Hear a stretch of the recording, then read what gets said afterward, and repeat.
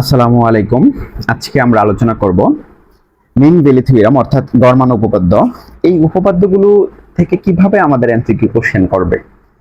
এটার জন্য ধরেন আমরা এখান থেকে যে বেসিক বিষয়গুলো আছে, উপপাদ্যের যে শর্তগুলো, উপপাদ্যটা কোন কোন ক্ষেত্রে প্রযোজ্য, এই উপপাদ্যটা দ্বারা কি বোঝায়, এই জাতীয় থেকে সরাসরি প্রশ্নটা দিয়ে দিতে পারে। কারণ উপপাদ্য প্রমাণ তো আর আমাদেরকে দিবে না, তো এই ক্ষেত্রে আমাদের উপপাদ্যের বেসিকটা আগে একটু জানা লাগবে। তো গড়-মান উপপাদ্যটা কি এটা আমরা একটু আগে বুঝি। গড়-মান উপপাদ্যটা হচ্ছে কোনো একটা বিন্দুতে কোনো একটা ফাংশনের বা কোনো একটা বক্ররেখার কোনো একটা বিন্দুতে, মানে এটা একটা বিন্দুতে তাৎক্ষণিক একটা ঢাল নির্দেশ করে থাকে। মানে f of derivative of c বিন্দুতে যদি ধরি, তাহলে সি বিন্দুতে এই ঢালটা যে নির্দেশ করে, আসলে এইটাই কিন্তু গড়-মান উপপাদ্য। ঠিক আছে, সি বিন্দুতে ঢালটা নির্দেশ করবে, তবে এটা শর্তগুলো কি কি হইতে পারে।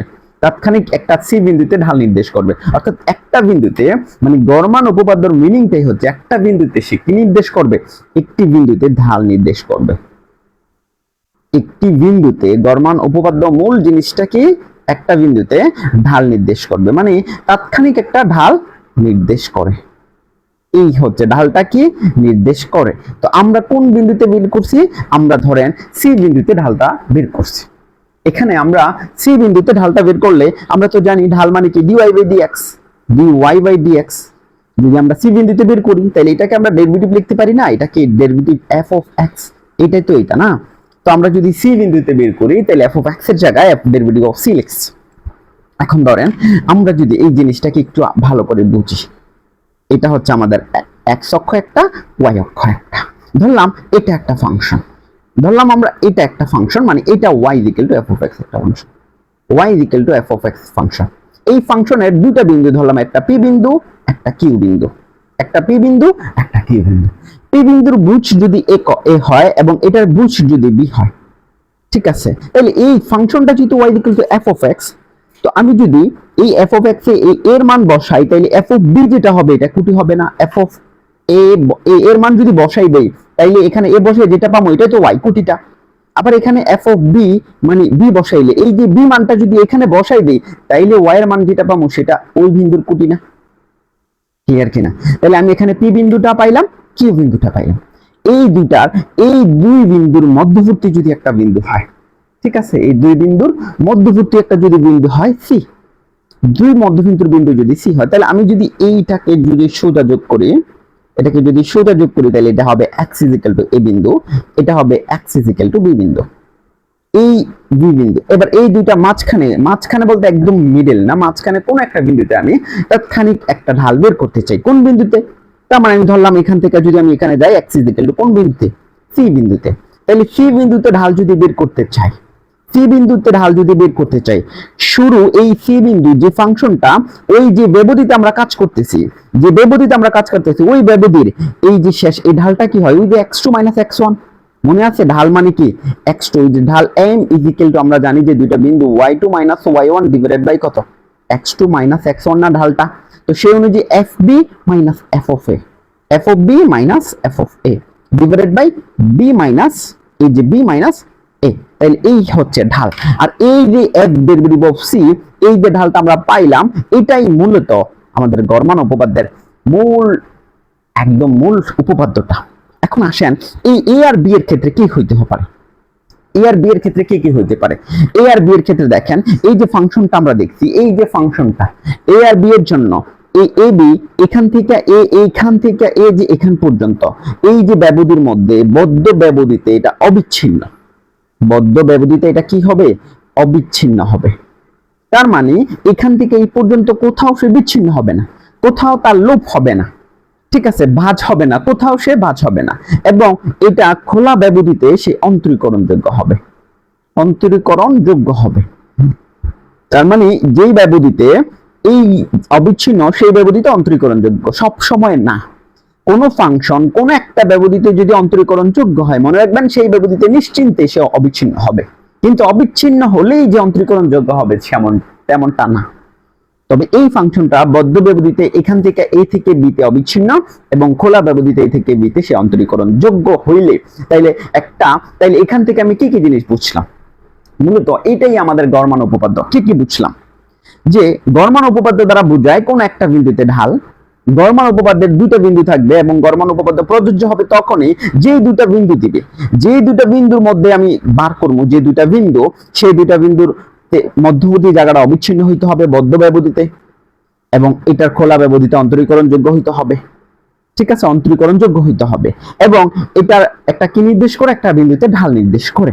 ঠিক আছে, এবং এই ক্ষেত্রে সূত্রটা যে সি বিন্দুটা, এই যে সি বিন্দুটা, এটা আবার একটা মজার বিষয় হচ্ছে সি বিন্দুটা, এই সি বিলংস টু, এই c belongs to a comma b, সিটা এ আর বি এর মাঝখানে থাকতে হবে, এ আর বি এর মাঝখানে হইতে হবে। তাহলে দেখেন শর্তগুলো এখান থেকে এমসিকিউ এইখান থেকেই বানাইবো। ঠিক আছে, সিটা কোথায় থাকতে হবে, এখান থেকে। আমি যদি আবার একটা প্র্যাকটিক্যালি এই যে সূত্রটা, যেহেতু আমি সূত্রে প্রমাণ করাচ্ছি না, সূত্রের বেসিকটা বুঝাই দিতেছি, তাইলে একটা জিনিস দেখেন, সূত্রের বেসিকটা আমি বুঝাই দিতেছি, তাইলে এবার আমরা একটা প্র্যাকটিস করি। ধরেন আমরা যদি দেখি একটা function f of y equal to বা f of x equal to x square একটা ফাংশন, তারা আমাদেরকে ব্যবধিটা দিল 1,3। এই ব্যবধিতে আমরা গড়মান উপপাদ্যটা যাচাই করি, এটা আসলে গড়মান উপপাদ্য প্রযোজ্য কি প্রযোজ্য না। আমরা তো জানি গড়মান উপপাদ্য কখন কখন প্রযোজ্য হয়। তার মানে এই যে সি বিন্দুটা হইতে হবে কোথায়, এই বদ্ধ ব্যবধি যেখানে 1 আর 3 তার মধ্যবর্তী একটা বিন্দু হইতে হবে সি বিন্দুটা। এটা যদি হয়ে যায় তাইলে কনফার্ম হয়ে গেছে, তার মানে তারা আমাদের যে ফাংশনটা দিয়েছে এই ফাংশনটার দিকে আগে তাকায় দেখেন তো এ কি অবিচ্ছিন্ন কিনা। অবশ্যই সেটা অবিচ্ছিন্ন ফাংশন, আমরা এর আগে বিচ্ছিন্নতা পড়ে আসছে, ঠিক না। এবং সে কি অন্তরীকরণ যোগ্য, দেখলেই দেখা যায় অন্তরীকরণ যোগ্য, মানে আগে দেখতে হবে এই ফাংশনটা অন্তরীকরণ যোগ্য। তাইলে দুইটা জিনিস খেয়াল করেন, এবং এখানে যে সি বিন্দুটা, যে বিন্দুটা আমাদের দিয়ে দিয়েছে এই বিন্দুর মধ্যবর্তী বিন্দু কিনা এখন আমরা যাচাই করব। আমরা সূত্রটা কি জানি, f of derivative of c is equal to f of b minus f of a divided by b minus, এটা জানি না। এখন আমি এটা যদি যাচাই করি যে সি বিন্দুটা কি, ওই যে দুই বিন্দুর মধ্যবর্তী একটা বিন্দু হবে। এখন আসেন আমরা এখন এই যে f of x টা দিয়ে দিল, এটাকে যদি একবার অন্তরীকরণ করি, করলে f of derivative of x is equal to আসবে 2x। তাহলে আমি যদি f of derivative of x এর জায়গায় c বসাই দেই, দিলে এই জায়গায় 2c হবে। তাহলে এটার মান আমি পাইয়া লাইছি, 2c। বুঝছেন কিনা ঘটনাটা, এটার মান কত পাইছি 2c। এবার আসেন f of b, genuinely f of b, বলতে কি ওই যে ব্যবধির যেটা দিছিল এইটা a এইটা v, ব্যবধির এইটা a এটা কিন্তু b। তাহলে আমি এর মান কত পাইছি বসাই দেই, ওই জায়গায় f of a মানে 1, তাহলে 1 এ হয় 1 স্কয়ার। f of b, এর মান 3 যদি বসাই দেই 9 হয়। তাহলে দেখেন ওই যে f of b 9 পাইছি, মাইনাস f of a 1 পাইছি, b মাইনাস a 3 মাইনাস 1। এখানে c বিন্দুটা বের করি, তাহলে এটা হয় 3 - 1 মানে 2, এটা হয় 8, 4 হয়ে যায়। 2c = 4, c = 2। এই c বিন্দুটা কি আসলে এই দুটা মধ্যবর্তী হইছে। তার মানে বুঝা গেছে এইটার ক্ষেত্রে গড়মান উপপাদ্যটা প্রযোজ্য হয়েছে, এই ফাংশনটার ক্ষেত্রে গড়মান উপপাদ্য প্রযোজ্য হয়েছে, কারণ ব্যবধি যেটা দিয়েছে এই ব্যবধির অন্তর্ভুক্ত মাঝখানে একটা মধ্যবর্তী একটা বিন্দু পাওয়া গেছে সি, এবং এটা অবিচ্ছিন্ন এবং অন্তরীকরণ যোগ্য। এবং এটা কি নির্দেশ করছে, এই সি বিন্দুতে একটা তাৎক্ষণিক ঢাল নির্দেশ করবে। এই সি বিন্দুতে তাৎক্ষণিক ঢালটা নির্দেশ করলে উপপাদ্য এটা, তাহলে উপপাদ্য দিয়ে আমরা এখানে সি বিন্দু বার করতে পারি। বুঝছেন নি ঘটনাটা। তাইলে এটা হচ্ছে উপপাদ্যের একটা এই প্র্যাকটিস, যে উপপাদ্য দিয়ে আমরা যদি ম্যাথ করি এই শর্তগুলো সাপেক্ষে। এই পর্যন্ত বুঝলে আমরা উপপাদ্য আপনার কমপ্লিট। ঠিক আছে, এই পর্যন্ত বুঝলে আপনার উপপাদ্য কমপ্লিট, যে আসলে কোন শর্তে এটা কখন কি হয়। ঠিক আছে, শর্তগুলো কি কি, সি বিন্দুটা কার মধ্যবর্তী হবে। এখানে যদি বিন্দুটা আমি 1 থেকে 5 এ দিতাম তাহলে এটা হয়ে যেত a, এটা হয়ে যেত a, এটা হয়ে যেত b। ঠিক আছে, এবং সি বিন্দুটা মধ্যবর্তী একটা হইলেই হয়েছে, 2, 3, 4 এর মধ্যে হইলেই হয়েছে। বাট আমরা 1 থেকে 3 দিয়ে যাচাই করলাম, তো এইখানে আমাদের দেখেন, এখানে গড়মান উপপাদ্য কোনো বিন্দুতে তাৎক্ষণিক পরিবর্তনের হার মানে সঠিক একটা ঢাল নির্ণয় করে, কোনো একটা বিন্দুতে তাৎক্ষণিক একটা ঢাল নির্দেশ করে। পরিবর্তনের হার, ঢাল তো মানেই পরিবর্তনের হার না, ঢাল তো মানি এটা আমরা এইভাবেও লিখতে পারি, কোন বিন্দুতে ঢাল মানে m মানে tan থিটা মানে dy/dx। ঠিক আছে, এটা মানে f of derivative of x, মানে এইটা একই জিনিস, সবগুলো সিমিলার, একবার ডেরিভেটিভ। কোন বিন্দুতে তাৎক্ষণিক ঢাল নির্দেশ করে, আমরা সি বিন্দুতে ঢালটা নির্দেশ করব আর কি। সি বিন্দু তৃতীয় একটা বিন্দু কার, a আর b এর মাঝখানে, এ আর বি এর মধ্যবর্তী কোন একটা বিন্দু সি থাকবে যেখানে f of derivative of c এর মানটা হবে কি এফ অফ বি, মানে এটার ফাংশনাল মান, এটার এফ অফ এ এর ফাংশনাল মান divided by directly b minus. তাহলে সূত্রটাও শিখে ফেললাম। এবার আমরা এই টাইপের কয়েকটা এমসিকিউ প্র্যাকটিস করি। তো আপনি যদি এই বেসিকটা বুঝেন এখান থেকে এমসিকিউ কি দিবে, এর বাইরে আর কি দিবে বলেন। তো এখানে আমরা কিছু এমসিকিউ প্র্যাকটিস করি, ঠিক আছে, কয়েকটা এমসিকিউ প্র্যাকটিস করি। গড় মান উপপাদ্যের প্রথম, গড় মান উপপাদ্যের শর্তটা কি, সেটা অবিচ্ছিন্ন হইতে হয়, অন্তরীকরণযোগ্য হইতে হয় এবং উভয় হইতে হয়। গড় মান উপপাদ্যের ক্ষেত্রে ফাংশনটার ক্ষেত্রে মানে প্রশ্নটা এটা লেখা যায় তো কোন একটা ব্যবধি a, b অবিচ্ছিন্ন হইতে হয়, খোলা ব্যবধিতে অন্তরীকরণযোগ্য হইতে হয়। তাইলে শর্ত কি, উভয় মানা লাগবে। গ নাম্বারটা সঠিক। একটা না মানলে কিন্তু হয় না, একটা না মানলে কিন্তু গড় মান উপপাদ্য প্রযোজ্য হবে না, ঠিক আছে। নিচে কোন ক্ষেত্রে গড় মান উপপাদ্য প্রযোজ্য নয় একটু চিন্তা করেন। F of x is equal to x square, এটা তো অন্তরীকরণযোগ্য অবিচ্ছিন্ন ফাংশন, এটা অন্তরীকরণযোগ্য অবিচ্ছিন্ন ফাংশন, এটাও মানে দেখা গেছে অন্তরীকরণযোগ্য অবিচ্ছিন্ন ফাংশন। কিন্তু খ নাম্বারটা একটু চিন্তা করেন। খ নাম্বারটা আমি যদি একটু চিন্তা করি, মানে এফ অফ এক্স এর যে ফাংশনটা দিয়েছে এটা মডুলাস অফ এক্স। তো মডুলাস অফ এক্স এর ইয়াটা কি, চিত্রটা কি জানেন তো, এটা। কারণ মডুলাস অফ এক্স এর ভিতরের যে মানটা এটা ভি আকৃতির আর কি, ভি আকৃতির, মানে এটা এইভাবে চলে, এইভাবে চলে, এটা এখান থেকে এখানে। তো এইটা এই জিরো বিন্দুতে x ইকুয়াল টু জিরো বিন্দুতে সে অন্তরীকরণ যোগ্য হয় না, বাট পুরো বিন্দুতে সে অবিচ্ছিন্ন। তার মানে একটা শর্ত সে মানে না, ঠিক আছে। আমরা অবিচ্ছিন্নতা এবং অন্তরীকরণ যোগ্যতা আলোচনা করি, অবিচ্ছিন্নতা আমরা এর আগে চ্যাপ্টারে আলোচনা করেছি, ঠিক আছে, অবিচ্ছিন্নতা অবশ্যই। এখন এই ফাংশনটা মডুলাস অফ এক্স ফাংশনটা এটা কি না অবিচ্ছিন্ন না, x ইকুয়াল টু 0 পয়েন্টে, ঠিক আছে। তো আমাদের এই -1 থেকে 1 এর মধ্যে, -1 থেকে 1 এর মধ্যে দেখেন -1 থেকে, মানে এখানে তো -1 এই বিন্দুটা, এটা তো উপরে -1 থেকে এই 1 সীমার মধ্যে, -1 থেকে 1 সীমার মধ্যে 0 পয়েন্ট আছে। তো 0 বিন্দুতে সে এইখান থেকে এই পর্যন্ত যে ফাংশনটা ছিল এই ব্যবধি থেকে a থেকে b পর্যন্ত, a থেকে b পর্যন্ত যে ফাংশনটা ছিল, এই ফাংশনটা a থেকে b পর্যন্ত ফাংশনটা 0 বিন্দুতে আইসা অন্তরীকরণযোগ্য হয় না, ঠিক আছে। কোন ফাংশন অন্তরীকরণযোগ্য কিনা সেটার জন্য আমরা আবার আরেকটা ক্লাস, ঠিক আছে। তো ফলে এটা কি না, এইটা এখানে এইটা ছাড়া বাকিটি আমাদের এই গড় মান উপপাদ্য প্রযোজ্য, এটা প্রযোজ্য নয়, ঠিক আছে। এরপর আসেন গড় মান উপপাদ্য কোনটা, তো এফ অফ ডেরিভেটিভ ওই যে হরেরটা এখানে গুণ হয়ে গেছে, হরে যেটা ছিল ওই যে f of B minus F of a divided by b minus, এটা ওইদিকে গুণ হয়ে গেছে, সরাসরি সূত্র। এখানে বিন্দুগুলোকে চেঞ্জ দিতে পারে, বিন্দুগুলোকে চেঞ্জ দিতে পারে, ঠিক আছে। রোলস থিওরামটা কি, একটা জিনিস খেয়াল রাখবেন, এই রোলস থিওরামটা হচ্ছে ওই বিন্দুতে ঢালটার মানটা শূন্য। গড় মান উপপাদ্যের একই চ্যাপ্টারের মধ্যে আরেকটা রোল থিওরাম আছে, এটা হচ্ছে এফ ডেরিভেটিভ অফ এক্স এর মান, এফ ডেরিভেটিভ অফ সি এর মানটা শূন্য হয়। তো আমরা যদি গড় মান উপপাদ্যের দিকে তাকাই তাহলে এটা F of B minus F of A আছে না, তো এই যে বিটা যদি এ সমান হয়, এটা যদি এ বসাই দিতে পারি, এটা যদি এ বসাই দিতে পারি তাহলে f of A minus F of A same জিনিস আসবে, নিচে যাই হোক উপরে 0 আসবে, তো 0 বাই সামথিং তো 0 আসবে, তার মানে f derivative of C is equal to 0 আসবে। তার মানে এটা কিন্তু রোলের উপপাদ্য, এটা কিন্তু রোলের উপপাদ্য, ঠিক না। তো গড় মান উপপাদ্য ছিল এটা, গড় মান উপপাদ্য ছিল এটা, এইটাকে যদি এফ অফ বি এর মান এফ অফ এ এর সমান হইতো, যদি এটা সমান হয়ে যেত, এটা শূন্য হয়ে এটা কি, এটা আবার রোলের উপপাদ্যকে মডিফাই করতেছে। তার মানে মোটামুটি বোঝা গেছে যদি f of A is equal to F of b হয় তাহলে গড় মান উপপাদ্যটা রোলের উপপাদ্যের সাথে হয়ে যায়। রোলের উপপাদ্যের শর্তটার মধ্যে 3টা শর্ত। নাম্বার 1 অবিচ্ছিন্ন হইতে হয় ওই যে বিন্দুতে, 2 নাম্বার অন্তরীকরণযোগ্য হইতে হয়, 3 নাম্বার শর্তটাই ছিল F of A is equal to F of B, তখন F derivative of C is equal to 0 হইতো। বুঝছেন না ঘটনাটা? তার মানে এখানে অবিচ্ছিন্ন এটা ঠিক আছে, অন্তরীকরণযোগ্য এটাও ঠিক আছে, but f of a f of b হয়ে গেলে এটা এফ ডেরিভেটিভ অফ সি এর মানটা 0 হয়ে যাইতো, আর 0 হয়ে গেলে এটা রোল থিওরামকে সমর্থন করত। তার মানে বুঝা গেছে কি, তার মানে বুঝা গেছে যে গড় মান উপপাদ্য এবং রোলের উপপাদ্য প্রায় কাছাকাছি, জাস্ট একটু ডিফারেন্স আছে, তখন সেটা সমান হয়ে যায় f of A is equal to F of b হইলে। তাহলে f of A is equal to F of b হলে এটা দেখেন f of x is equal to x square 1,3 হলে f of derivative of c, এটার মানটা C এর মানটা কত জানতে চাইছি, তো এটা আমরা করে দিছি না, আমরা বেসিকের মধ্যে যখন এটা করছিলাম এটা এই সেম বিবৃতিটা সেম উদাহরণটাই করছিলাম। 6 নাম্বারটা আমাদের 6 নাম্বার এমসিকিউ একটু দেখি। 6 নাম্বার কি বলছে, 6 নম্বরে বলছে যে f of x is equal F of x is equal two modulus of x minus 1 ফাংশনটি 0,2 তে গড় মান উপপাদ্য প্রযোজ্য কিনা। তো এখানে একটা জিনিস দেখেন, সে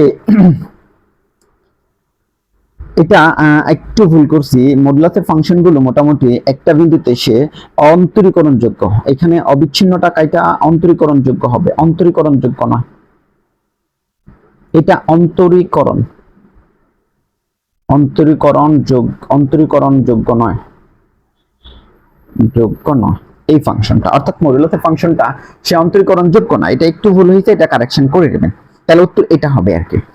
অবিচ্ছিন্ন সে অবশ্যই প্রযোজ্য নয়, তবে এখানে আমরা বুঝছি যে এটা প্রযোজ্য কিনা গড় মান উপপাদ্যটা।